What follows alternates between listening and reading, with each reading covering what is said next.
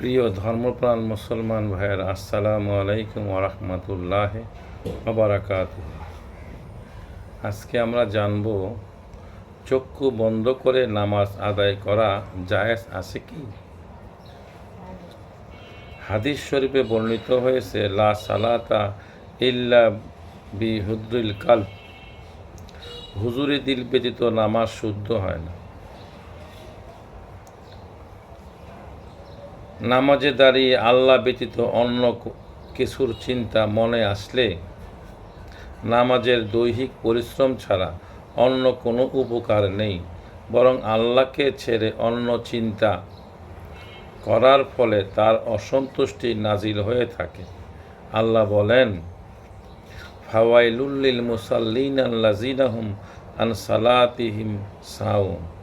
সুতরাং দুর্ভোগ ওই সকল নামাজির জন্য যারা নিজেদের নামাজ সম্বন্ধে উদাসীন। সূরা আল মাউন আয়াত নম্বর 4 ও 5।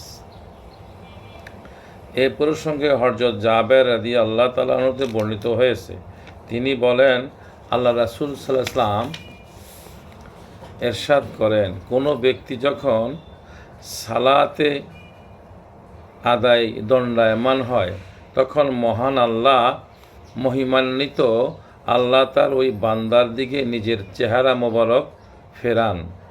যে অন্যমনস্ক হলে আল্লাহ বলেন, হে আদম সন্তান, তুমি কার দিকে তাকাচ্ছ? তুমি কার দিকে তাকাচ্ছ? আমার চেয়ে উত্তম কারো দিক কি? তুমি আমার প্রতি মনোযোগী হও। আল্লাহ বলতেছেন, তুমি আমার দিকে মনোযোগী হও, আমার দিক মনোযোগী হও। সে যদি দ্বিতীয়বারও অন্য মনস্ক হয় তবে পুনরায় আল্লাহ তাআলা একথা বলেন। যদি তৃতীয়বারও তাকায় তখন আল্লাহ তাআলা তার দিক থেকে স্বীয় চেহারা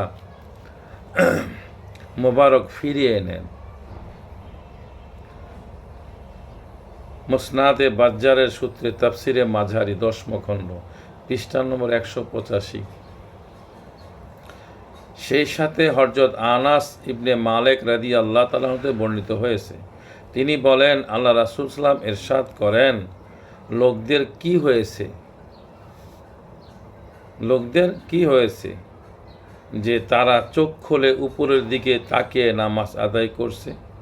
এ সম্পর্কে কঠোর সতর্কবাণী উচ্চারণ করে তিনি বলেন, অবশ্যই তারা যেন উপরের দিকে দৃষ্টিপাত করা থেকে বিরত থাকে, অন্যথায় তাদের চোখসমূহ উপড়ে ফেলা হবে। আল্লাহ ক্ষমা করুন। আবু দাউদ শরীফ 1ম খণ্ড, পৃষ্ঠা নম্বর 132। আবু দাউদ শরীফ 2য় খণ্ড, পৃষ্ঠা নম্বর 24। চোখ খোলা রেখে নামাজ আদায় করলে কি বলা হয়েছে শুনছেন তো? চোখ উপড়ে ফেলার কথা বলা হয়েছে। রাসূল বলতেছেন, লোকদের কি হয়েছে যে তারা চোখ খুলে উপরের দিকে তাকিয়ে নামাজ আদায় করছে।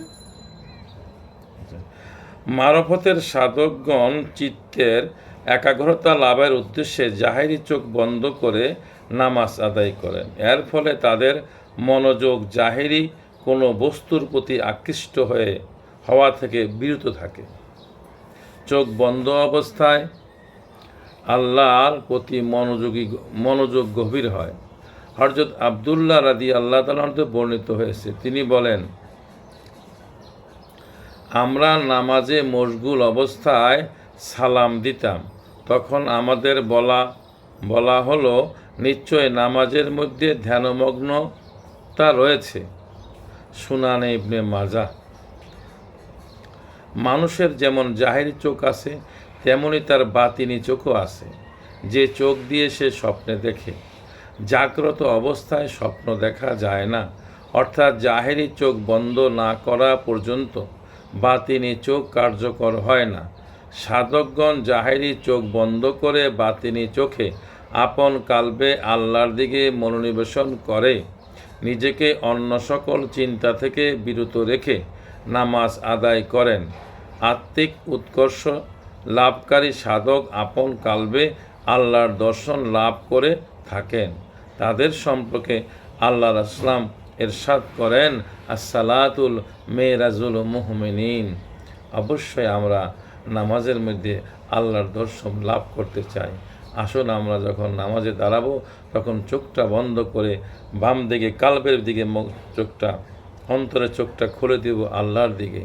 আমরা যেন নামাজের মধ্যেই রাসূলের সেই বাণী আসসালাতুল মেরাজুল মুমিনিন, নামাজের মধ্যে যেন আমরা আল্লাহর দর্শন লাভ করতে পারি। আল্লাহ যেন আমাদের সেই তৌফিক দান করে। সবাই বলি আমিন। আলহামদুলিল্লাহি রাব্বিল আলামিন।